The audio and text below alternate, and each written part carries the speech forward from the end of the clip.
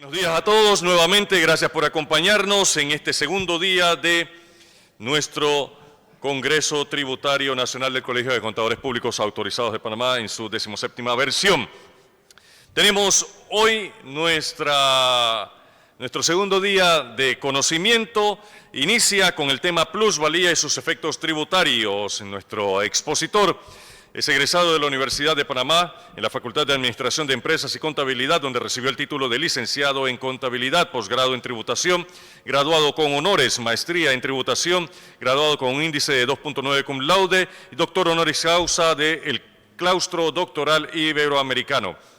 Inició su carrera dentro de la contabilidad y auditoría desde 1982 y es socio director de auditoría e impuestos en la firma de contadores públicos autorizados Nexia, con amplia experiencia obtenida en firmas de contadores públicos autorizados a nivel nacional e internacional, instituciones financieras, comerciales y de servicios. Vicepresidente de la región Latinoamérica de Nexia Internacional y fue presidente de la región Centroamérica y el Caribe. Miembro activo del Colegio de Contadores Públicos Autorizados de Panamá, en el cual ha ocupado diversos cargos a lo largo de su actividad. Es escritor y docente, además punto de referencia para muchos de los profesionales de la contabilidad a nivel nacional e internacional. Damas y caballeros, el Colegio de Contadores Públicos Autorizados de Panamá se honra en presentar a ustedes al doctor Bartolomé Mafla Herrera.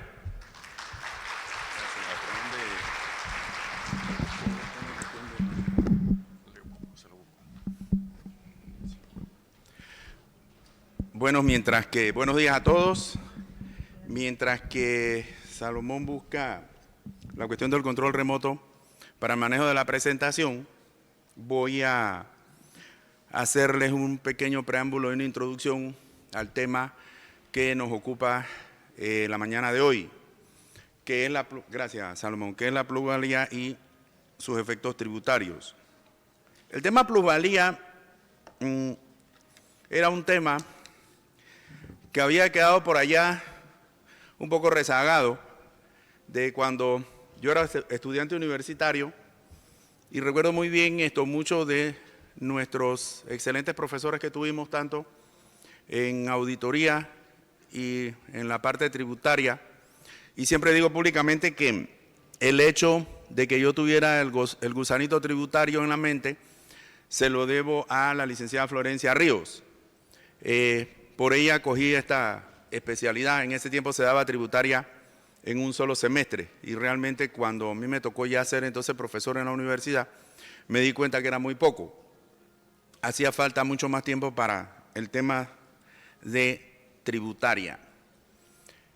La plusvalía, repito, era un tema que los profesores no querían meterse mucho, pero venía como, yo lo menciono, una contabilidad de antaño,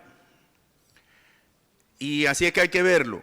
Sin embargo, las situaciones actuales han llevado a muchas empresas a que tengan el manejo de la plusvalía, y a raíz de eso, pues ustedes podrán notar y lo van a analizar conmigo, sale la NIF 3 de combinación de negocios, donde se toca un pedacito de lo que es plusvalía. Este año, en el mes de marzo, cumplo 34 años de ser miembro del Colegio de Contadores Públicos Autorizados de Panamá, y la verdad que me llena de orgullo estar con ustedes aquí, porque fue la primera organización de contadores a la que pertenecí, y tuve esa gran oportunidad y ese privilegio de estar sentado en un momento con las grandes autoridades en materia tributaria del Colegio de Contadores. Siempre mis respetos para todos ellos, porque se lo merecen. Vamos a ver, estos son los puntos que vamos a tocar.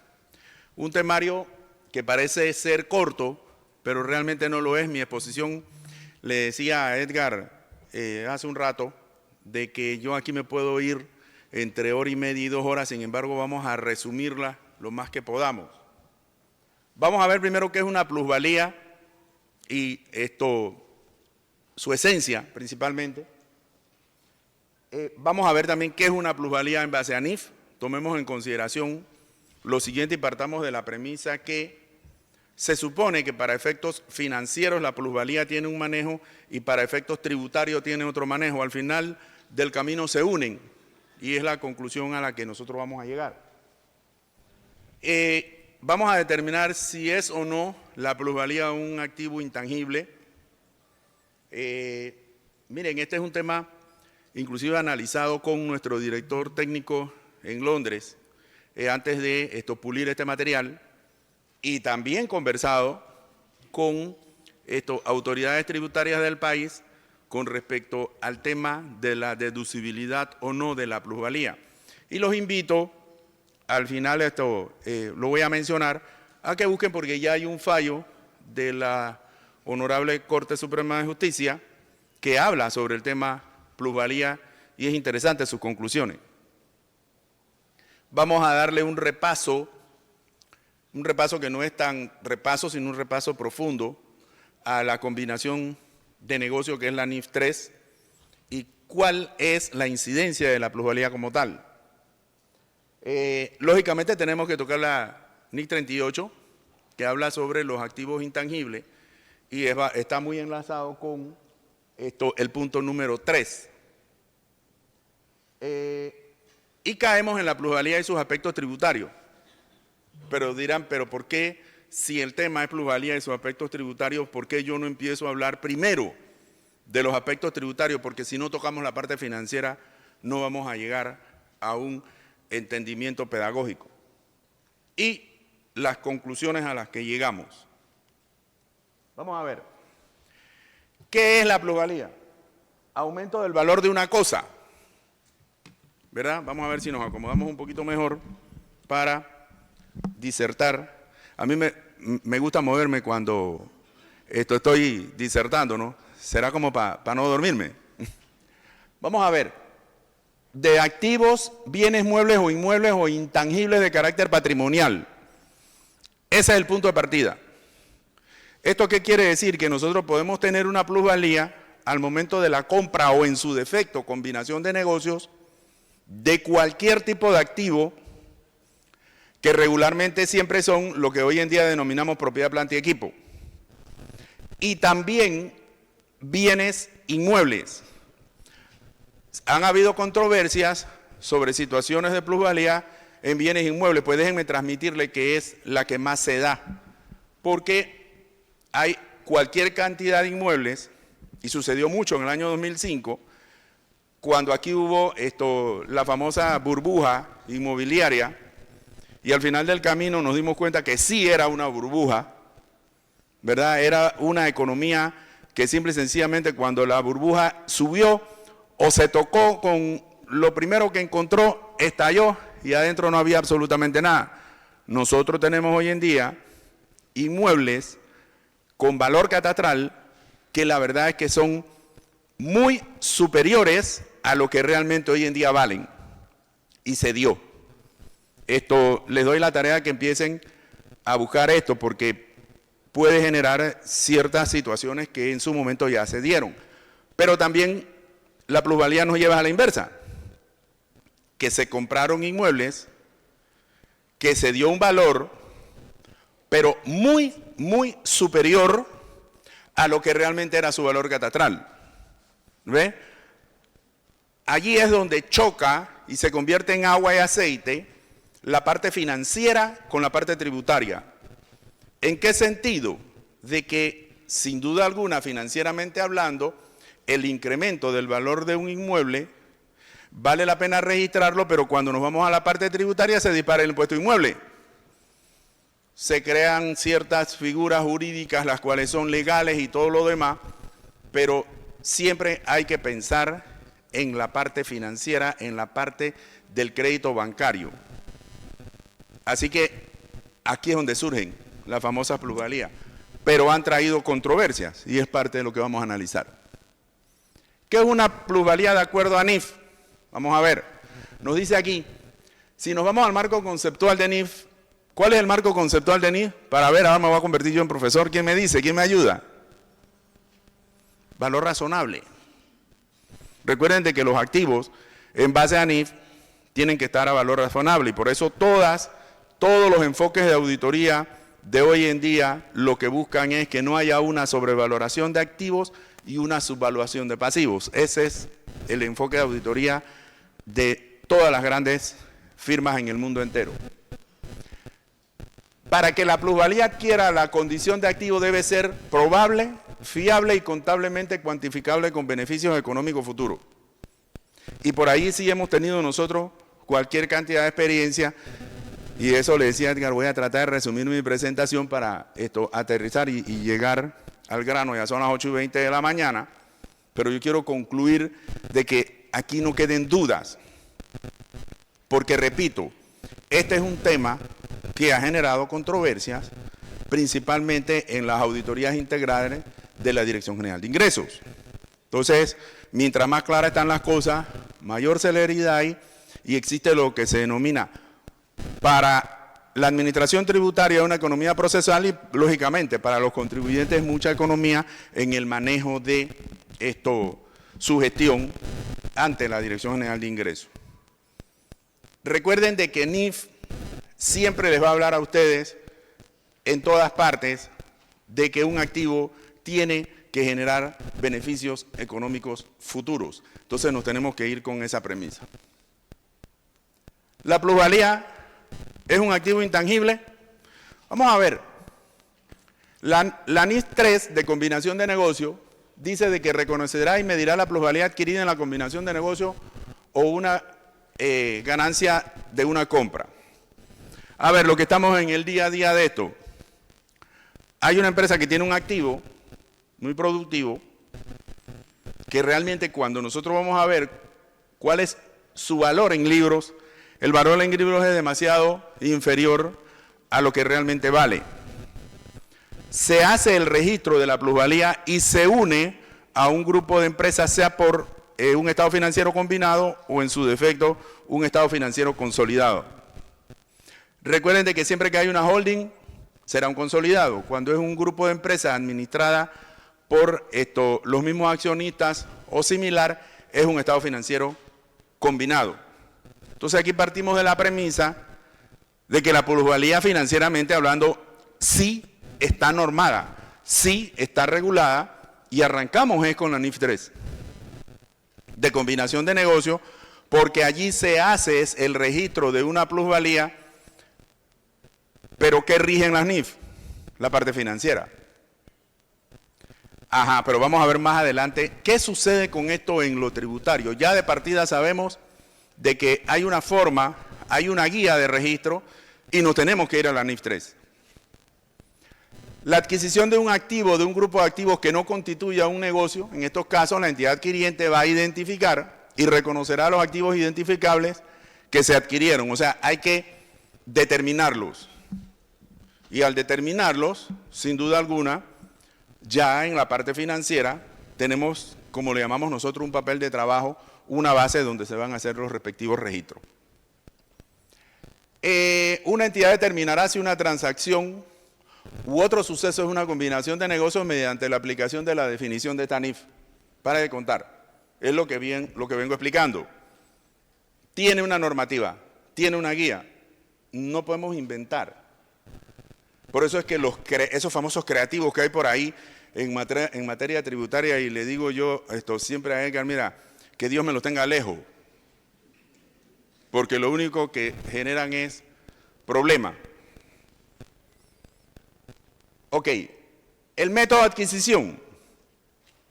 Una entidad tiene que hacer su contabilidad para cada combinación de negocio mediante lo siguiente, y la adquisición requiere identificación de quien la adquiere, determinación de la fecha de adquisición, reconocimiento y medición del activo identificable o de la plusvalía o ganancia por compra en términos muy ventajosos. Esa es otra. Recuerden de que el que vendió, transfirió, tuvo una ganancia, ya nos llevamos eso. ¿Cierto? Ese es el punto que nos tenemos que llevar para ver cuál va a ser su efecto tributario. Y existe en nuestra normativa, dentro del impuesto sobre la renta, de que el que gastó está regulado por el 697 y el que tuvo el ingreso está regulado por el 694. Llevémonos eso hasta el final. Las condiciones de reconocimiento que dice la NIC, ¿cuáles son? Como parte de la aplicación del método de adquisición, los activos identificables adquiridos y los pasivos asumidos. Ajá. Ya yo les hablé del ingreso, ¿cierto? Entonces, si usted tiene un activo, usted tiene un pasivo, ya sea porque usted solicitó un préstamo para adquirir ese activo o en su defecto lo sacó de su efectivo, del banco. Partamos de esa premisa porque recuerden de que la contabilidad es partida doble. Desde que la descubrió, porque no fue que la inventó, desde que Fray Lucas Paciolo la descubrió, hemos tenido la partida doble, hemos tenido el balance. Muchos por ahí me dicen, no, que lo que pasa es que en la contabilidad gubernamental, la contabilidad es de una sola partida. Perdónenme, pero eso es hipotético. Porque recuerden de que siempre va a tener una contrapartida de dónde salió. Si no, entonces no existiera deuda. Ok, esto se lo resumí en lo que les acabo de explicar. ¿Qué más nos dice la NIC 38? Esta NIC nos prescribe el tratamiento contable de los activos intangibles. Nos dice cómo lo vamos a contabilizar. Ya vimos el tema de NIF 3, ahora caemos en NIC 38. La NIC 38 vigente, primero nos dice qué es un activo intangible y cómo lo vamos a registrar. Vamos a ver, aquí están. En esta filmina tiene mucha relación con lo que al final del camino vamos a llegar en materia tributaria. Quizás no es necesario que le tomen foto porque este material se le va a entregar. Ahora, si quieren que yo salga en toda la foto, yo feliz. Ok. ¿Qué es un activo intangible? Programas informáticos, la patente, sin duda alguna, los derechos de autor, que han generado mucho problema, el tema de derechos de autor en materia tributaria. Han llegado a mi escritorio consultas de esa materia que a veces hasta me asustan porque en su momento, y lo sabemos bien, no había habido precedentes con respecto a este tema. La película, las listas de clientes, por supuesto, ustedes no han oído hablar de que cuando se va a hacer una valoración de una empresa, yo necesito saber quiénes son tus clientes, porque eso tiene un valor. Entonces, si usted tiene, y voy a dar este mejor ejemplo, si usted tiene un listado de cuentas por cobrar de los últimos 5 años y al día de hoy tiene un saldo de 3 millones de dólares, ¿cuánto puede generar de beneficio económico futuro esos clientes? Entonces ahí en una combinación de negocios se puede hacer un registro de una plusvalía. ¿Ven? Ese es uno de los mejores ejemplos que les puedo dar.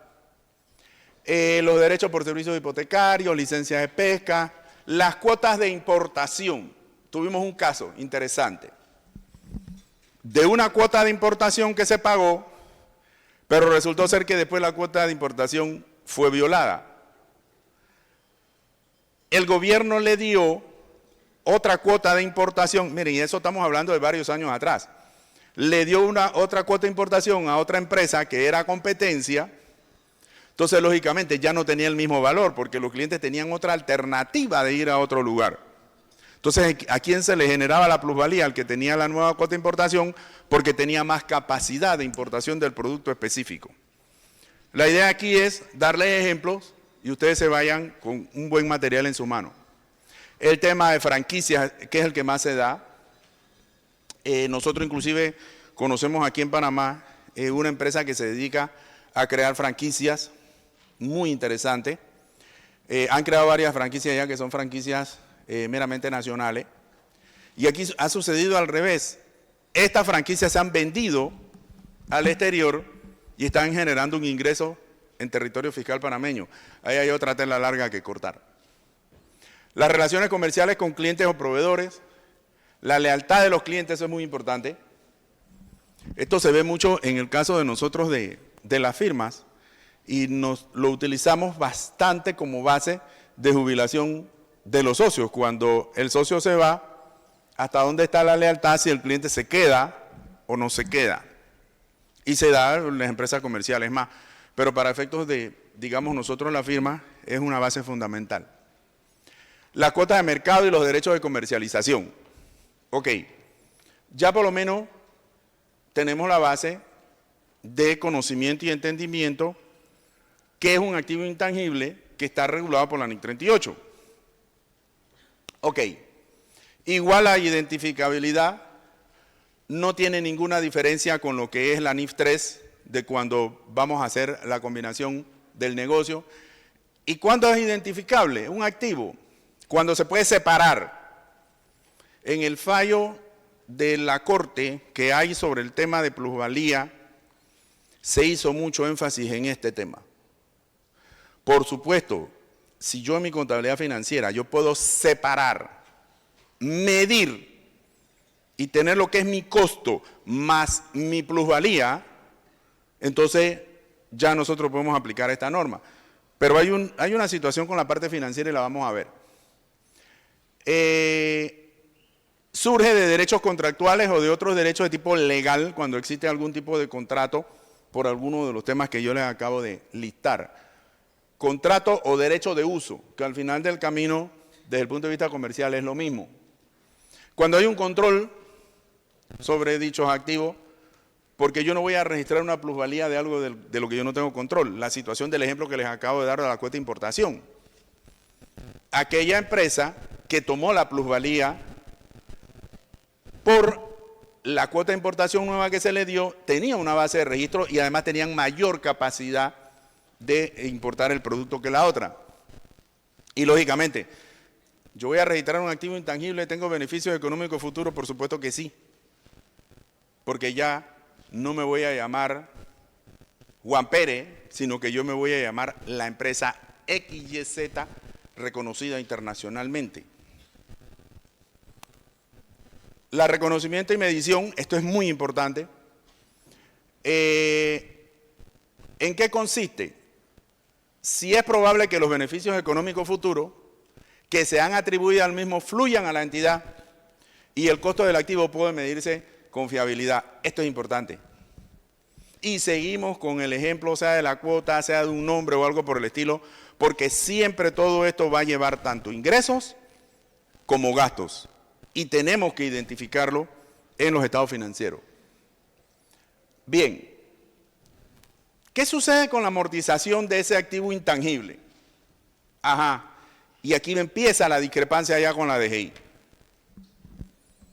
La amortización de un activo intangible para efectos financieros tiene que ser lo que diga el contrato, tiene que ser lo que diga el derecho de uso, en qué tiempo yo lo puedo utilizar. Yo tengo una consulta contestada a mi persona de este tema de parte de la Dirección General de Ingresos que dice de que solamente puede ser a 5 años.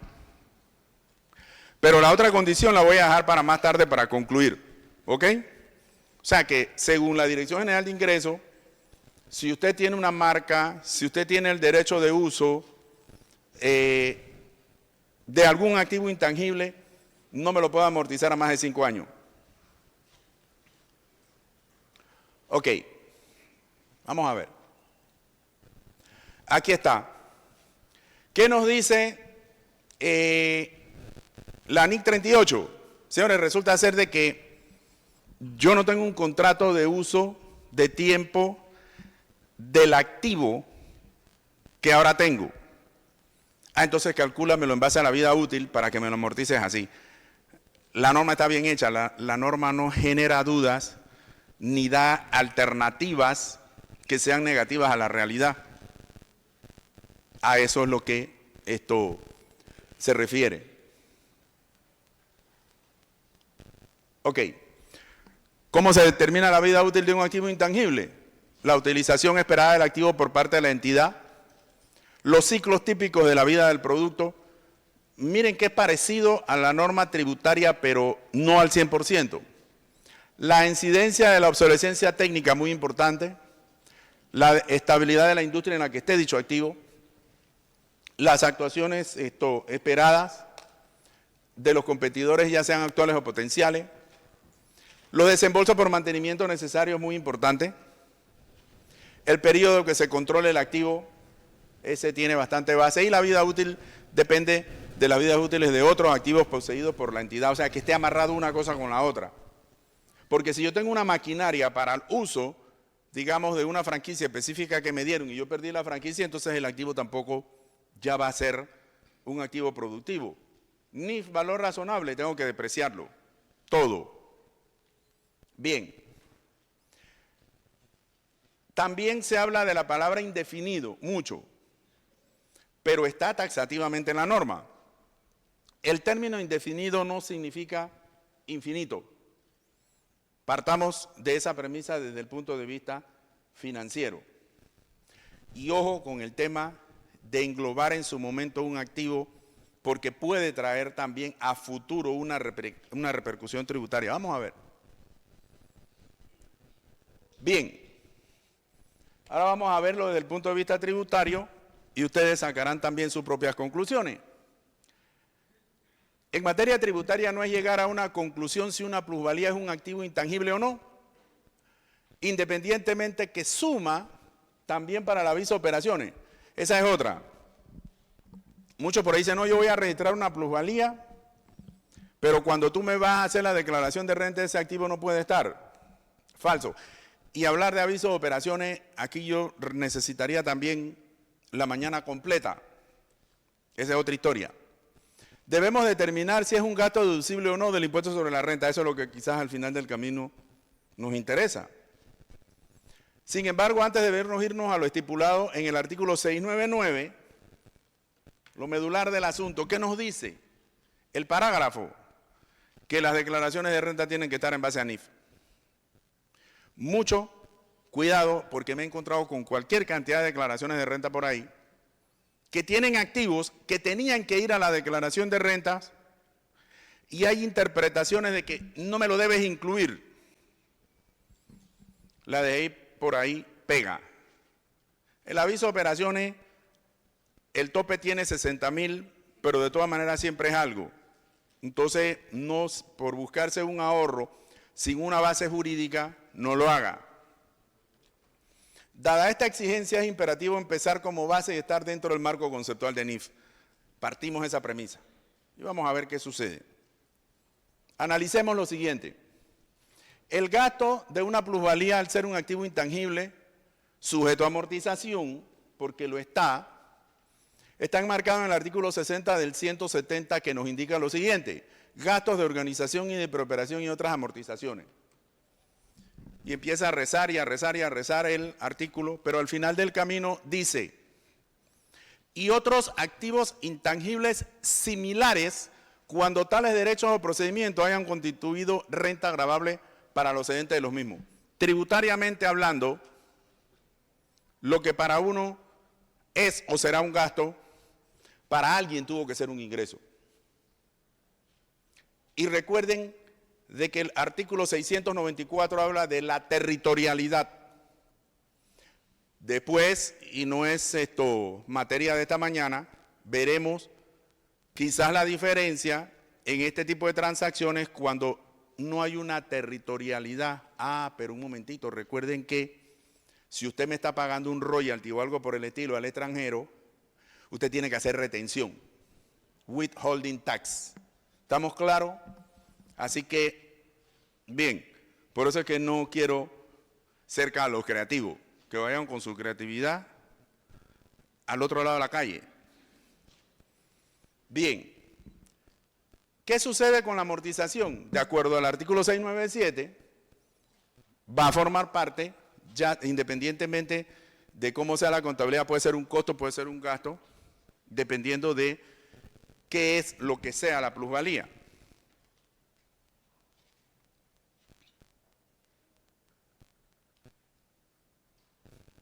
¿Se quedó? Ahí está. Tenemos que señalar lo siguiente. El artículo 19 del 170 es el que nos dice expresamente y regula el 697 de que los gastos, para que sean deducibles, tienen que generar renta o conservar su fuente. Yo creo que ya aquí eso lo sabemos y nos conocemos ese artículo, pero de memoria yo no puedo registrar un gasto que yo no lo esté haciendo para generar un ingreso. Además de cumplir con lo establecido en los parágrafos anteriores, que son el 19, 20, 21, el artículo 22, para hacer deducible el gasto debe haber sido efectivamente realizado o causado y debidamente documentado. Sustancia y forma es lo que significa el 22. Vamos a ver. Ok. Conforme a lo explicado en la Filmina 11, ¿se acuerdan cuál era la Filmina 11? La Filmina 11 es donde está listado todo lo que es considerado un activo intangible.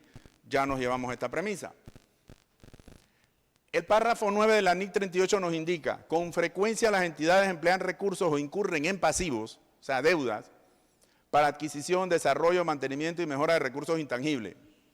Ajá. La plusvalía tiene un valor y tiende a aumentar en tiempo y se le denomina ¿cómo? Lo digo al inicio y al final de la frase, plusvalía. Todo lo que yo pago de más de un valor en libro ya registrado va a ser una plusvalía. Pero al final vamos a ver qué es lo que buscamos. Vuelve de nuevo el 170 y dice, cuando estos derechos o procedimientos hayan constituido renta gravable para los cedentes de los mismos. Muy bien. Esto quiere decir que el cedente hizo una declaración, sea jurada o sea de ganancia capital. Recuerden de que hay activos que no pasan por ganancia de capital y tienen que ir al estado de resultados normal, común y corriente y tasa al 25%. Pero van a ver qué tipo de activo, la propiedad, planta y equipo, que es un bien mueble, recuerden de que va a ganancia de capital. Acciones, ganancia de capital.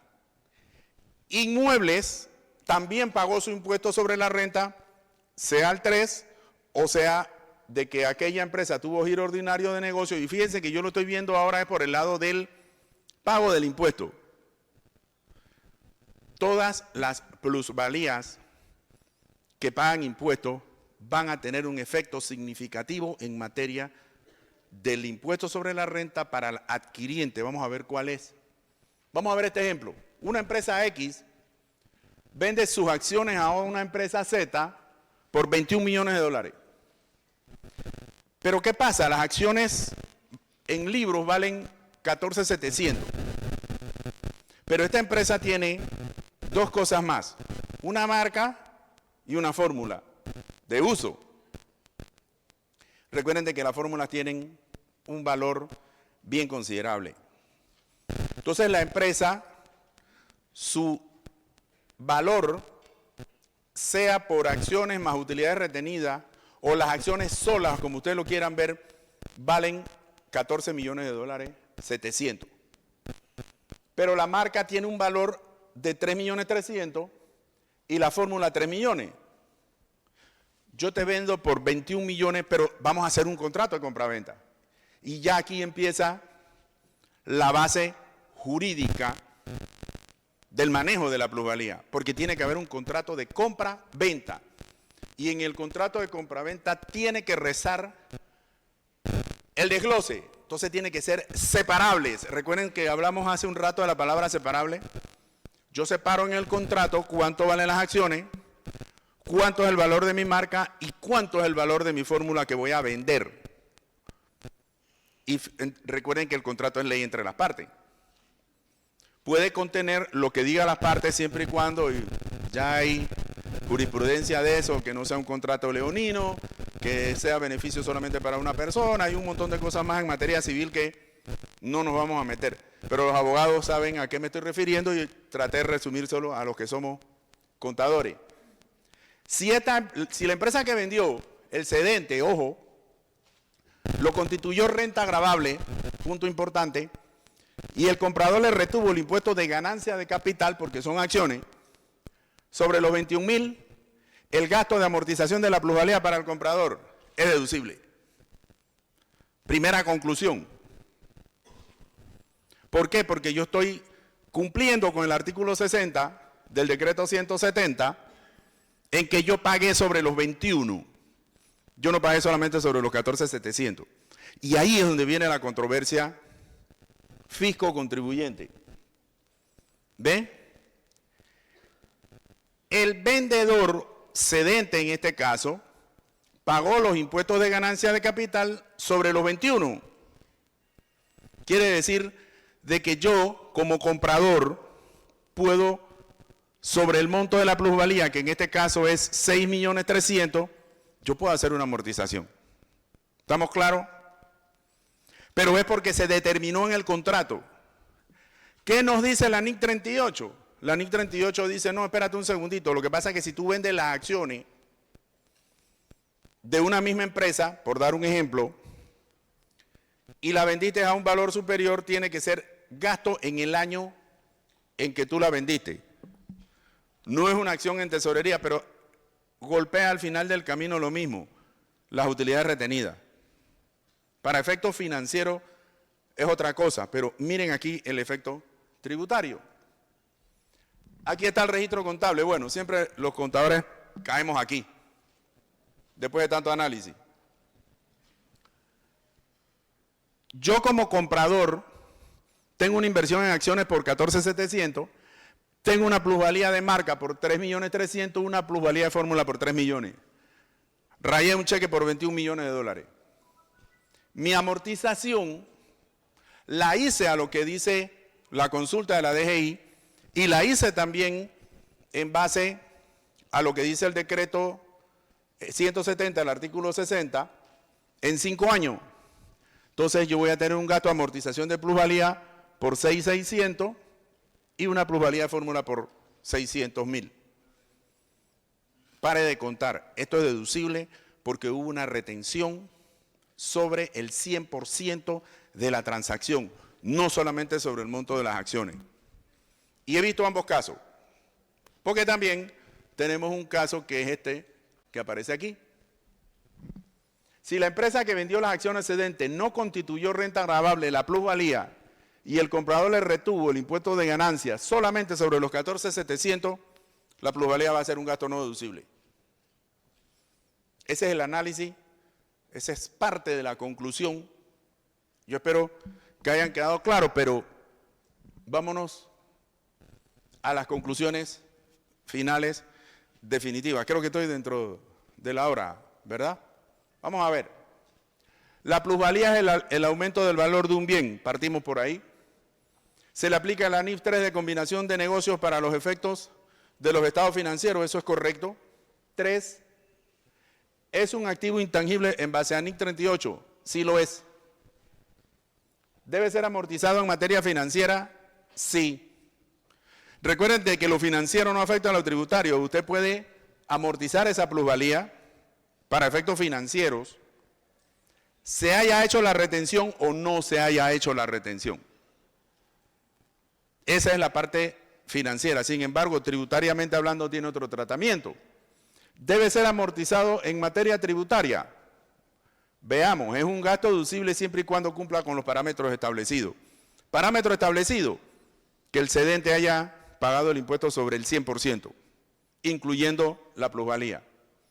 Para que la amortización de la plusvalía sea deducible, debió ser renta gravable y pagar el impuesto respectivo.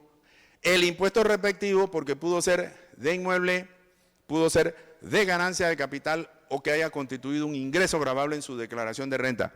Depende el tipo de transacción y sobre qué se está registrando la plusvalía. Si la plusvalía no constituyó renta para el cedente y no pagó ningún tipo de impuesto, la amortización será no deducible. Muchas gracias.